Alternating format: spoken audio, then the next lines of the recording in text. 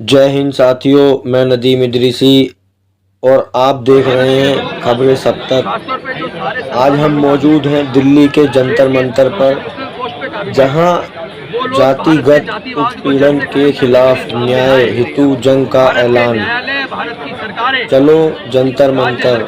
बहुजन नेता मान्यवर राजेंद्र पाल गौतम जी को स्वयंभू बाबाओं द्वारा जान से मारने की धमकी दी जा रही है, जिसके विरोध में दलितों का आक्रोश प्रदर्शन।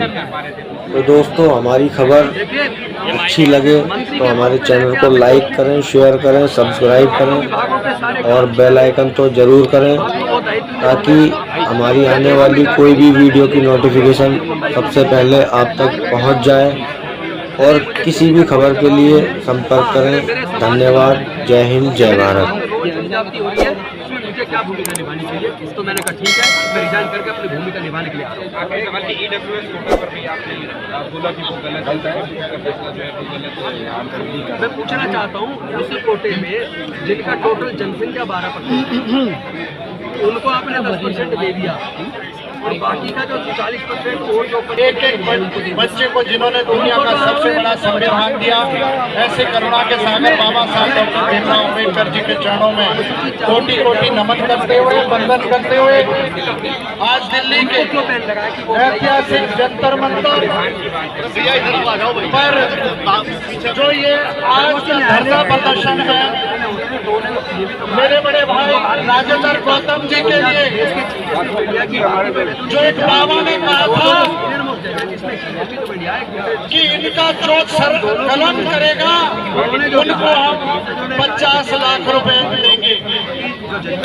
आज तक कहा है केंद्र सरकार, यदि यही बात उस बाबा के लिए कोई दलित समाज का व्यक्ति करना तो जल्दी करिए, तो आज तक तो उसको फांसी की सजा की भी मांग अपनी हो जाती, जेल तो उसी दिन चले जाता। एक मंत्री को, एक दलित समाज के मंत्री के व्यक्ति को इस तरीके की बात कही गई है।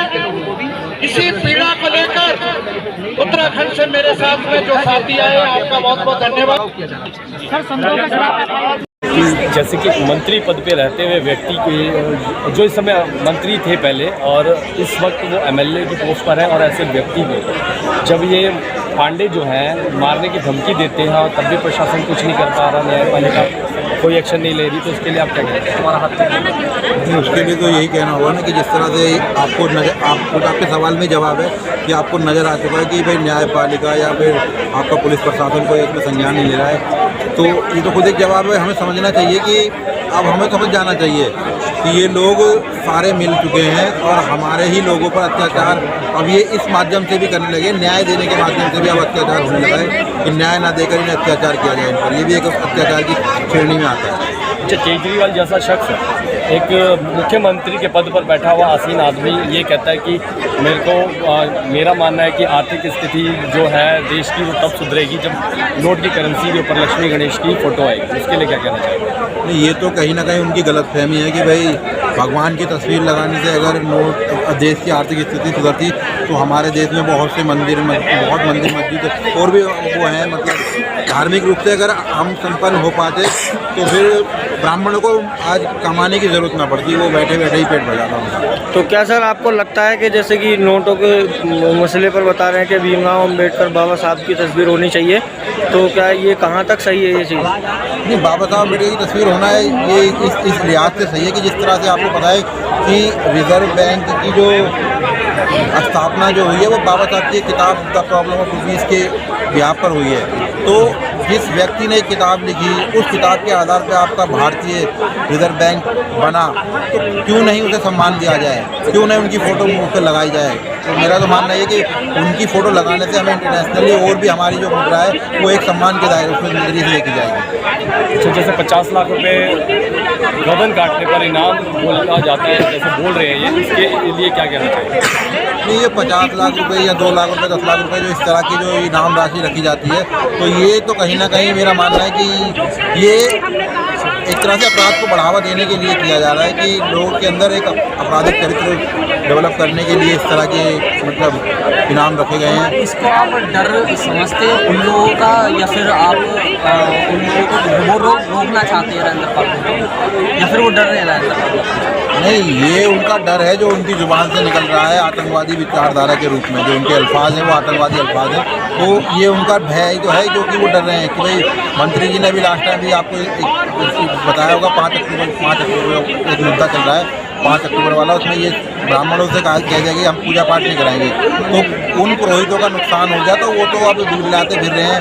वो तो दया की भीख भी मांगेंगे हमसे आने वाले टाइम पर कि हमें दान दक्षिणा दया के रूप में दे दीजिए।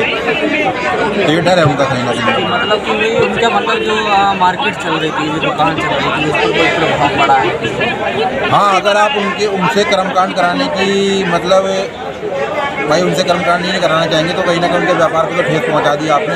तो यही मेरा मानना है कि भाई इसीलिए वो थोड़ा तड़प रहे हैं, इसीलिए वो इनाम की जो इस तरह की जो लोगों में आतंकित करने वाली बात वो जो बयानबाजी कर रहे हैं, ये उसी का नतीजा है। अच्छा, मिशन जय भीम की आगे की रणनीति क्या होगी? मिशन जय भीम की जो रणनीति होनी है आने वाले टाइम पर आप देखेंगे जिस तरह से मिशन जय भीम ने अभी ये बौद्ध धर्म दीक्षा का प्रोग्राम जो चल रहा था, ये इसे कंटिन्यू चलाएंगे। और साथ में हमें आर्थिक रूप से संपन्न होने की जो मंत्री जी ने अभी उद्बोधन दिया, अपना बताया कि अब हम कंज्यूमर रहते हुए अपनी शक्ति को पहचानेंगे और कोशिश करेंगे कि अब जो खरीदारियाँ होंगी वो मिशन जय भीम जैसे ही जो सामाजिक प्लेटफॉर्म होंगे उनके तहत करेंगे, ताकि कहीं ना कहीं समाज को आगे बढ़ाने में योगदान दिया जाए। क्या राजेंद्र पाल गौतम के समर्थक अभी ये चाहते हैं कि दोबारा चुनाव लड़े, दोबारा मंत्री? चुनाव के विषय में अभी हमारा कोई मानना नहीं है। अब हम चाहते हैं कि मंत्री जी जो है वो समाज में फुल टाइम अपना काम करें और समाज को जैसा जिस तरह उन्होंने दी है इसको बहुत बड़े लेवल पे मतलब पूरे भारत में से एक मिशन जो है इसको स्थापित करें। जय भीम नमो बुद्धाय और सबको बहुत बहुत आभार, बहुत बहुत साधुवाद। आप मिशन जय भीम के कार्यकर्ता हैं। प्रश्नों की शुरुआत करूँगा। राजेंद्र पाल गौतम मिशन जय भीम 5 तमाम हमारे मोड़ा, मगर उसके बाद अयोध्या 50 लाख रुपये लगे। मैं एक बार नहीं 10 बार लेता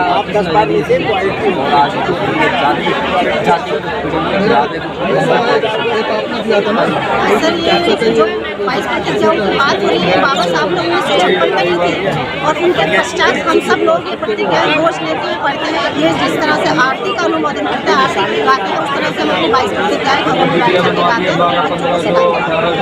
लेकिन जहाँ तक बात है हमारे मंत्री जी के लिए और हमारे राजेंद्र पाल गौतम जी के लिए, जो अयोध्या में बैठे कुछ लोगों ने ये कहा है कि भाई आप उनका सर काट करके लाइए और हम 50 लाख रुपए देंगे, तो ये एक बहुत बड़ा उनके लिए जो है ना जोरदार उनको सबक सिखाने वाली बात है। और ये हमारे कोर्ट की और हमारी जो न्याय व्यवस्था है उसके लिए एक सवाल खड़ा कर देता है कि ऐसे लोगों के खिलाफ हमारी न्याय व्यवस्था क्यों नहीं आवाज़ उठाती है, क्यों नहीं उनको अरेस्ट किया गया, कंप्लेंट करने के बावजूद भी खुले मन से क्यों वो इस तरह की चेतावनी देते हैं। दूसरी बात यह है कि ये उनके खून में है, क्योंकि वो लड़ाई चाहते हैं। उनके तो लड़ाई और इसके अलावा उनके पास में कुछ है नहीं, इसीलिए वो अपनी भाषा पर, अपने विचारों पर, अपने मन पर किसी भी तरह का कोई अंकुश नहीं लगा पाते। क्या लगता है ऐसा संभव हो पाएगा कि जिस तरह से आज दिल्ली के ही नहीं पूरे भारत के लोग माननीय मंत्री राजेंद्र पाल, पूर्व मंत्री राजेंद्र पाल गौतम जी से जिस तरह से विवेक रखते हैं, तो ऐसा संभव हो पाएगा उनके समर्थकों को 50 लाख रुपये देकर अगर ऐसा जो कर रहे हैं उनको अगर जल्दी से जल्दी अरेस्ट नहीं किया गया, उनको सबक सरकार द्वारा नहीं सिखाया गया, तो इस तरह से तो कोई भी घर गली मोहल्ले पड़ोस में पैसे देगा और किसी को भी खत्म करवा देगा। फिर न्याय व्यवस्था रही कहाँ? हमारे अगर योगी जी के शहर से ये बात आई है उठ करके, तो योगी जी तो बुलडोजर चलवा देते हैं। अगर कोई ऐसी बातें करते हैं उन पर ऐसी कार्रवाई क्यों नहीं की गई है? ये प्रश्न सूचक सवाल है। सोचिए, भारत सरकार को ये सोचना होगा, विचारना होगा कि क्यों कोई साधु का वेश रख करके इस तरह की बातें कर रहे हैं। और मंत्री जी का सर नहीं है, वो हमारे पूरे समाज का सर है और वो हमारे समाज के लिए और हमारे स्वाभिमान की लड़ाई के लिए लड़ रहे हैं। और ये 22 प्रतिज्ञाओं की बात नहीं है, ये सिर्फ हम लोगों को दबाना चाहते हैं। 22 प्रतिज्ञाओं का तो एक बहाना है। हम लोगों को ये दिखा रहे हैं कि देखिए, हम जब चाहे आपको जो मर्जी कह सकते हैं, क्योंकि मनीषा जैसे हत्याकांड में देख लीजिए आप, इंद्र मेघवाल, क्या एक बच्चा पानी नहीं पी सकता स्कूल में? क्यों उसी की हत्या कर दी जाती है? क्यों हमारे ही बच्चों को टारगेट किया जाता है? क्यों हमारे ही बच्चों की हत्याएं की जाती हैं? और क्यों हम ही चुप रहे? मतलब हम ही पर तो आप अत्याचार करें और चुप भी हम ही रहे। ये कहाँ का वो है? ये जातिगत उत्पीड़न की जो परिवर्तन की लहर है, ये दौड़ पड़ी है, चल पड़ी है, किसी के रोकने से नहीं है। अच्छा, अभी आपने कहा था कि 1956 में जब बाउल मगर तब से आज तक भी जा रहे हैं, मगर अभी वो लोग इस बात को मानने के लिए तैयार नहीं है। खतरा भाई, मनुवाद को बुद्धिज्म से, अम्बेडकरवाद से बहुत बड़ा खतरा है कि अगर दुकानें बंद होने वाली क्योंकि अगर ये 22 प्रतिज्ञाएं ले लेंगे तो उनका बहुत बड़ा बाजार है जो बंद हो जाएगा। ये बाजार की प्रथा ही तो हमें खत्म करनी है। क्यों, चाहे अमीर हो चाहे गरीब हो, क्यों चढ़ावा चढ़ाए? क्यों नहीं वो अपने ऊपर खर्च करे उस पैसे को? क्यों आपके पेट में दर्द हुआ अगर 22 प्रतिज्ञाओं में बात की गई? हमने किसी का विरोध नहीं किया, किसी प्रथा का विरोध नहीं किया, हमने किसी की खिलाफ कोई बात नहीं कही। हमने सिर्फ पाखंडवाद को खत्म करने की बात कही है। तो पाखंडवाद को अगर हम खत्म करते हैं या पाखंडवाद का हम विरोध करते हैं तो इसका मतलब आप उसके समर्थक हैं, आप उसका पुरजोर समर्थन कर रहे हैं। लेकिन हम जो 22 प्रतिज्ञाओं की बात है, ये 22 प्रतिज्ञाओं के साथ साथ आज हमारे सम्मान की और हमारे समाज के सम्मान की भी बात है, जिसको हम करते हैं, कहते हैं। और जो पंडितों ने कहा, जो लोगों ने कहा कि हाँ हम 50 लाख रुपए देंगे और मंत्री जी का सर लाइए, राजेंद्र पाल गौतम जी का सर लाइए, उसका हम विरोध करते हैं। ऐसे लोगों के खिलाफ सरकार को सख्त से सख्त कदम उठाना चाहिए, सख्त से सख्त कार्रवाई करनी चाहिए। अच्छा, मैं एक चीज़ जानना चाहता हूँ कि जैसे मुख्यमंत्री अरविंद केजरीवाल जी ने पत्र लिखा प्रधानमंत्री मोदी जी को और कहा कि नोटों के ऊपर लक्ष्मी गणेश की फोटो होनी चाहिए, उसके लिए क्या कहना चाहिए? सर, ये लक्ष्मी गणेश की फोटो होनी चाहिए, स्कूलों में बाबा साहब की फोटो होनी चाहिए, नोटों पे लक्ष्मी गणेश की होनी चाहिए, तो स्कूलों में सरस्वती जी को बिठाइए ना।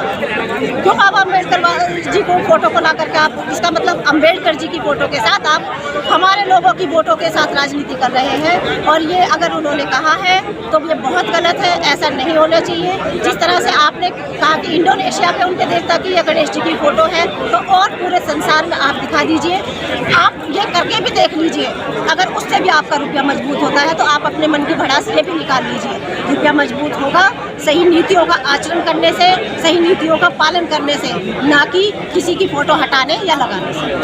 मंत्री जी ने भी कहा है कि नेशनल एम्ब्लेम जो है वही एक बेहतर आइकन है नोटों पे इंडियन करेंसी का।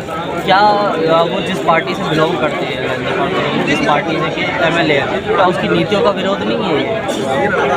इस बारे में मैं कुछ नहीं कहना चाहूँगी। अच्छा, मैं एक चीज़ जानना चाहूँगा, जैसे राजरत्न अम्बेडकर ने अभी पीछे एक वीडियो उनकी वायरल हुई थी जिसमें उन्होंने कहा था कि ये जो भगवादारी है ये इंटरनेशनल लेवल पर जाकर बहुत अपना बुद्धिज़्म बताकर बुद्धिस्ट हैं हम, उसके नाम पर पैसा ठग रहे हैं, उसके लिए क्या कहना चाहिए? कहीं ना कहीं अगर उन्होंने कहा है तो हो सकता है उनके मन में या उनके पास में इस तरह के कुछ सबूत हो जिस तरह से उन्होंने ये बात कही है। लेकिन ये कहीं ना कहीं एक सत्य है, जब हमारे नरेंद्र मोदी जी यहाँ से बाहर जाते हैं, जापान में जाते हैं या कहीं और बाहर के इंटरनेशनल देशों में जाते हैं, तो वहाँ पर जाकर वो कहते हैं मैं बुद्ध के देश से आया हूँ। बुद्ध के देश में, भारत में ही इतना मतलब विरोध क्यों करते हैं? फिर आप वहाँ जाकर आप बुद्धिस्ट बन जाते हैं और यहाँ पर आप बुद्धिस्टों को कोई तवज्जो नहीं देते हैं, ऐसा क्यों? ये दोगलापन कहाँ से लाते हो आप, ये बता दीजिए हमें।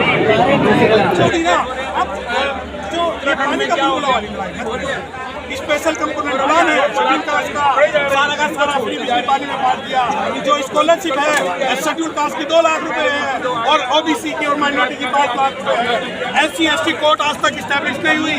दिल्ली के अंदर अगर किसी महिला का बलात्कार हो जाए किसी महिला का बलात्कार हो जाए तो उसे 1 हफ्ते के अंदर जो है राशि मिल जाती है, परंतु अगर शेड्यूल कास्ट की लड़की का बलात्कार हो जाए तो दिल्ली के अंदर में ये उसे अमाउंट नहीं देते, कंपनसेशन अमाउंट। दिल्ली के अंदर अभी तक SC/ST की कोर्ट नहीं बन पाई है, दिल्ली के अंदर SC/ST का नोडल ऑफिसर नहीं बन पाया है, दिल्ली के अंदर रिजर्वेशन की पॉलिसी नहीं बन पाई है, दिल्ली के अंदर 14 अप्रैल की छुट्टी गजट नहीं हो पाई है, दिल्ली के अंदर जो मंत्री जी को दिखा के इन्होंने हमारे हजारों लोगों का गला काटा है। अरे वकील साहब एक और बात बताऊं, बहुत बड़ा डिसीजन आ गया, निर्णय आ गया सुप्रीम कोर्ट का 10% रिजर्वेशन पे।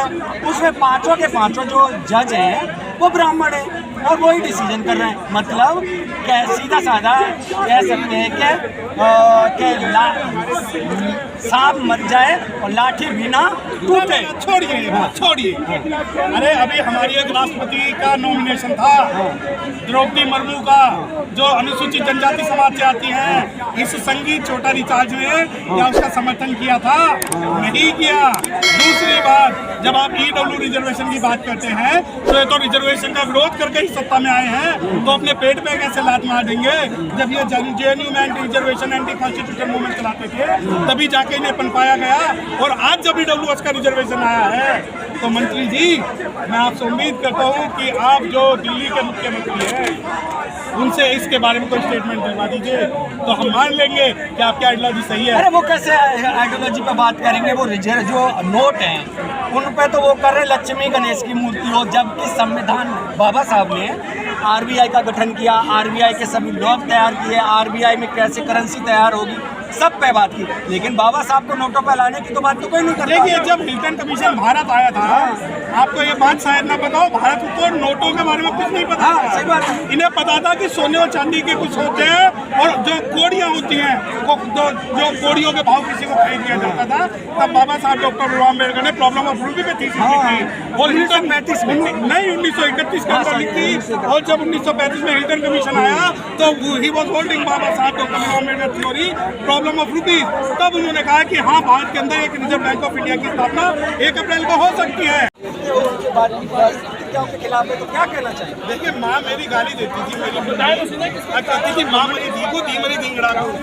तो जो समाज है, समाज तो मंत्री जी के पीछे, और मंत्री जी चीफ जो मुख्यमंत्री के पीछे, मेरे पीछे मैं तेरे पीछे। और ये प्रेम पत्र लिखते हैं, हमारे भी प्रेम पत्र लिखते हैं मुख्यमंत्री साहब को कि मैं तुमसे प्यार करता हूँ और मेरी तुम्हारे अंदर आस्था है, मैं तुम्हारे विरुद्ध नहीं जाना चाहता। ठीक है आप करिए, परंतु समाज प्यार नहीं करता। इस दोगले का जो आम आदमी पार्टी में जो दोगले वो जब से सामने आ चुका है, आप ये देखिए कि बाबा साहब डॉक्टर भीमराव